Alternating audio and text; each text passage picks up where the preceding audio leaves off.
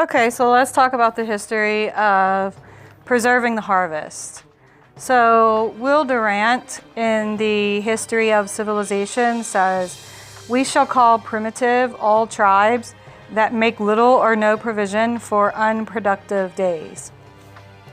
It is hard for some people to accept that according to a legitimate and historical definition of the word primitive, modern industrial man would have to be considered primitive when it comes to food storage and preparation. If you do not produce and store a significant portion of your food supply, then you may seem to be better off. You may seem to be more advanced. You may think you are safe and secure, but you are a little better off than a primitive scavenger, or probably worse. Most people today are living in a hologram of security.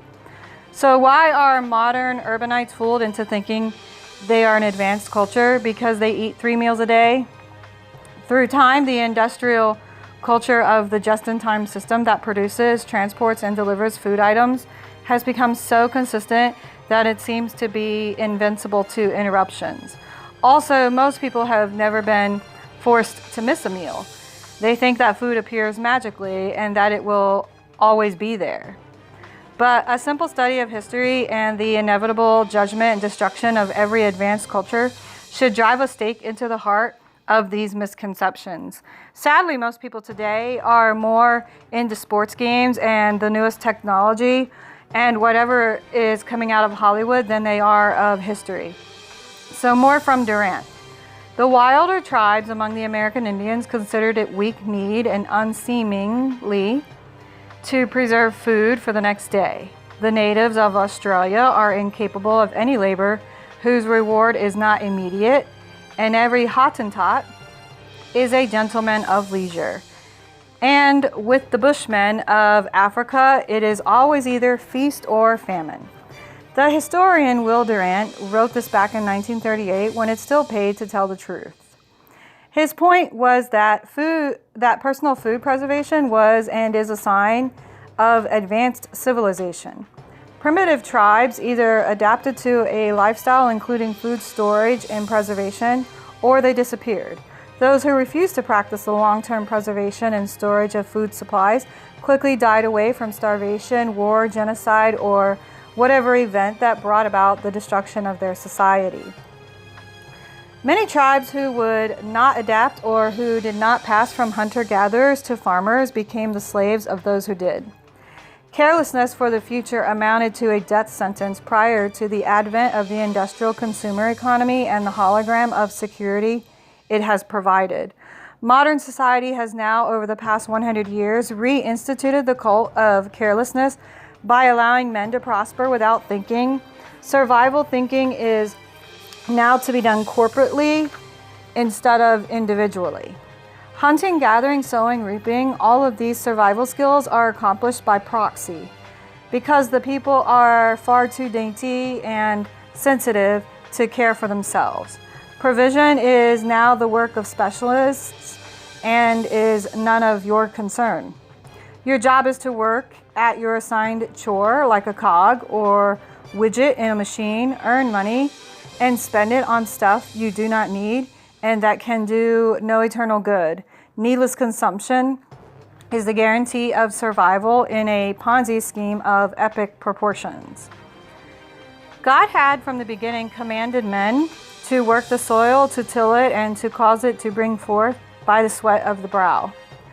So in Proverbs 6 it says, "Go to the ant, thou sluggard, consider her ways and be wise, which having no guide, overseer, or ruler, provideth her meat in the summer, and gather her food in the harvest. How long wilt thou sleep, O sluggard? When wilt thou arise out of thy sleep? Yet a little sleep, a little slumber, a little folding of the hands to sleep, so shall thy poverty come as one that travelleth, and thy want as an armed man." Durant tells us that at some point in history, man figured out that there was a smarter way to live.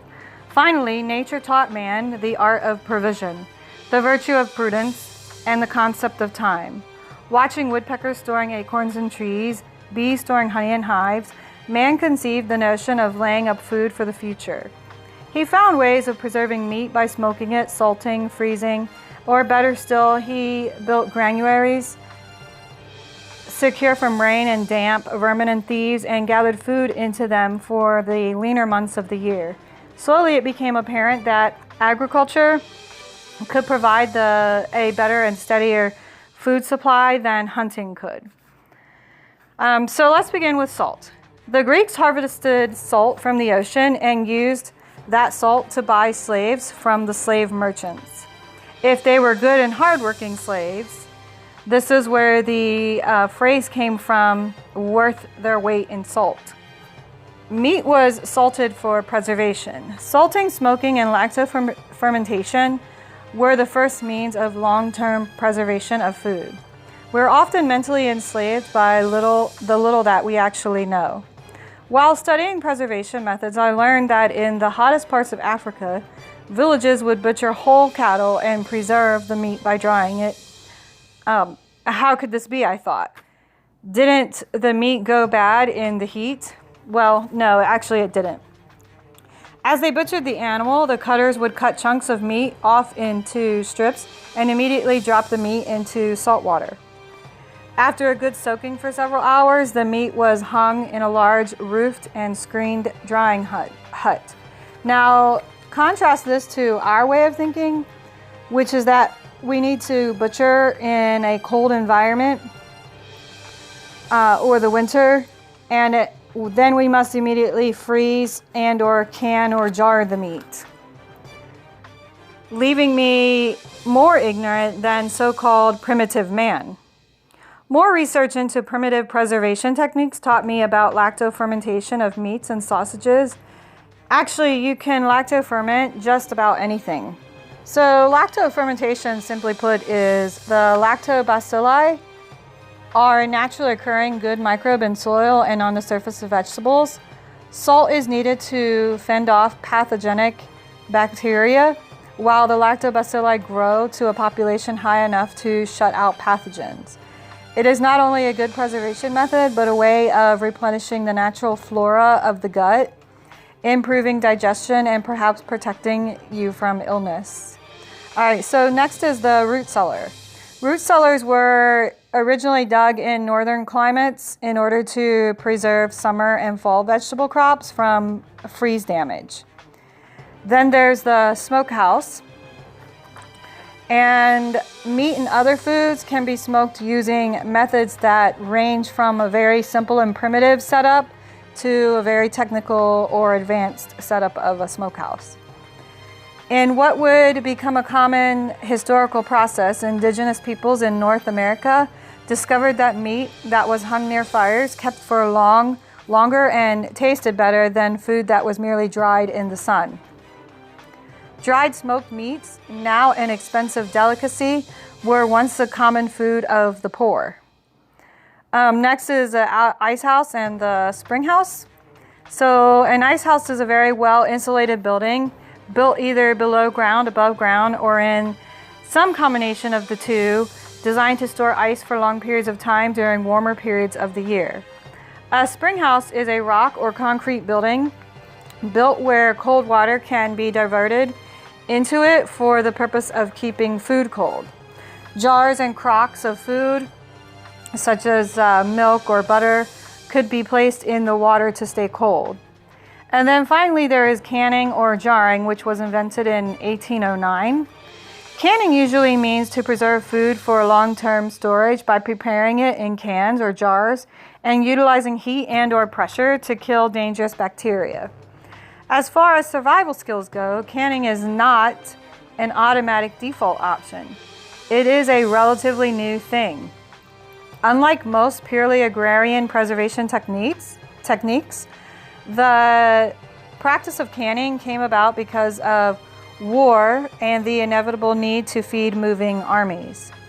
A French newspaper, motivated by the French government, offered a huge monetary reward to anyone who could invent a way to store large quantities of food cheaply. In 1809, a French scientist noted that food stored in jars and kept airtight stored a lot longer.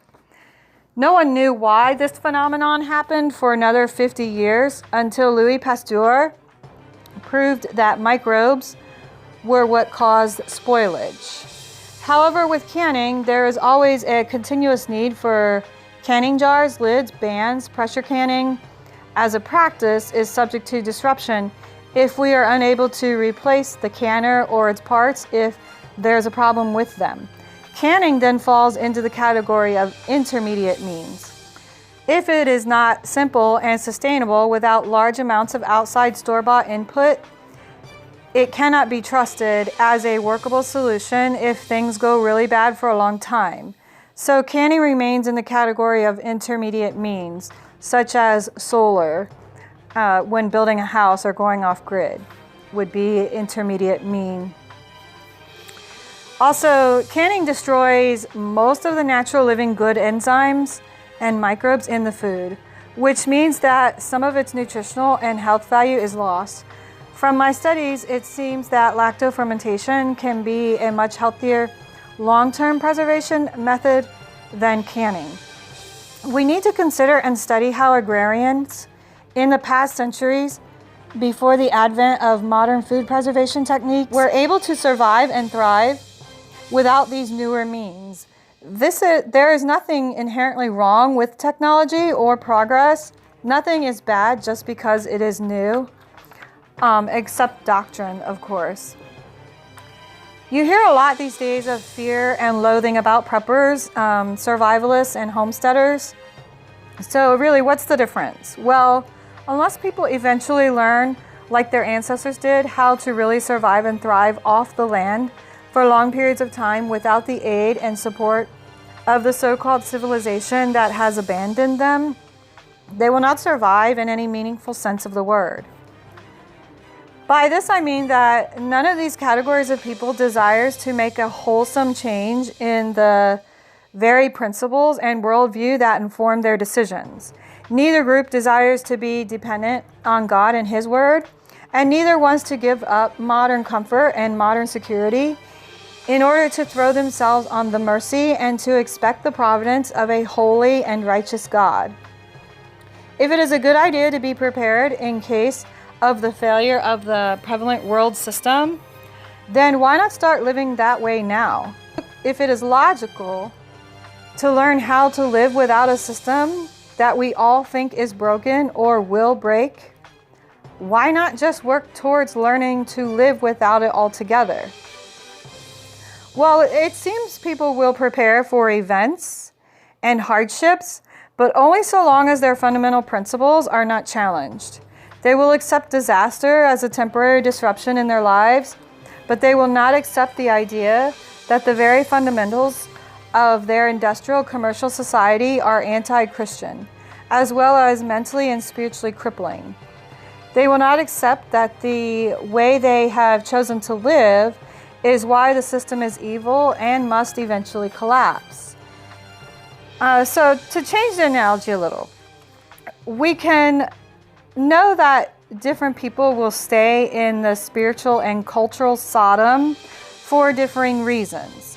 Some will not leave Sodom at all because they are Sodomites. This collapsing culture of wickedness is their home. They like things the way they are. Some will leave or begin to leave, but will turn back hoping it is not utterly destroyed because they love it. They are torn because they don't want to leave, but they also know that Sodom, or the city of destruction if you're a Pilgrim's Progress fan, is going to be destroyed. They are torn between two lovers, their comfort and their lives, and inevitably they will turn back. However, you look at it, preparedness for events alone is a recipe for eternal and spiritual failure. I'm not saying you should not buy food from stores or make use of intermediate means, especially when good storable food is on sale, or if you have not yet developed a system of food production for yourself and your family. What I am saying is that you should not rely on a Band-Aid for a bullet wound. Okay, that's it for now.